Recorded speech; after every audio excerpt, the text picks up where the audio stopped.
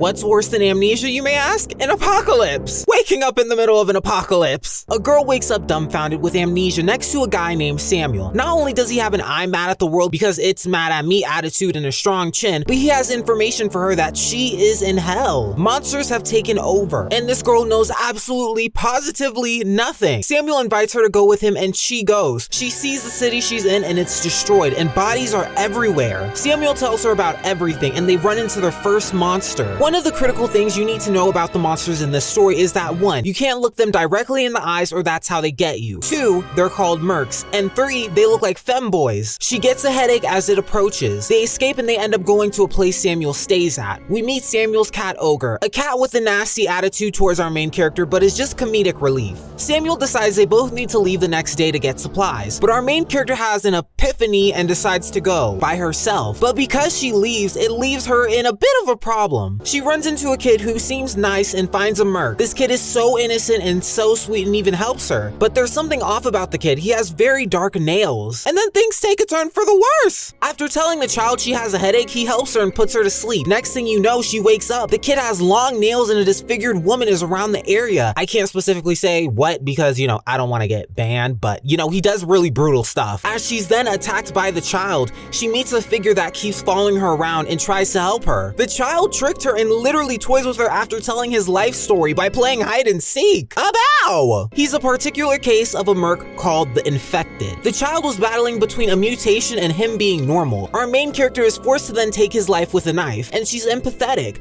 but Samuel pushes her to keep moving, and they head off to a new town. When they arrive, Samuel does some searching and leaves Ogre with our main character, and they have a moment, but she meets the figure once again. This figure is the, I quote, "Oh, I must be a middle-aged old man who finds a way for someone always said, oh." He's her guardian angel, but pretty much does the opposite from what a guardian angel is supposed to do, okay? I mean, it literally was the reason she left and is trying to talk to her out of this duo-ship she's developing with Samuel. It is so bad, I want to give you a 0. But Samuel runs into an old friend, you could say, Ken. Ken asks about Sammy, presumably Samuel's sister, which is revealed she's passed away. Ken is kicked in the balls by our main protagonist, and they have a very weird introduction, but it's cut short. As they begin to undermine Ken and start looking for supplies, Ken snatches their car keys and drives away with everything they have. And if things couldn't hit the fan even more, our main character has a headache, signaling another merc is coming, and they're now stuck hiding in a closet with everything lost and hiding from a merc until Samuel passes out. Find out what happens by start reading. Homesick is a thriller comic surrounding the apocalyptic world with a grunge art style. Our main character develops quickly before the 10th episode even passes. Watch a battle between humans and monsters. It's definitely not like a zombie apocalypse. Once you get, eaten on, you're pretty much done for. I could not see myself in a situation like that. I would have accepted my fate a long time ago. I can never understand people who would want to live through an apocalypse. It's really not worth life. I'm gonna be honest. I don't value life that much, but these people do, and I'm gonna eat my popcorn while watching them struggle. But what do you guys think of this? Check out the comic by clicking the link in my description. Huh? Hello? What?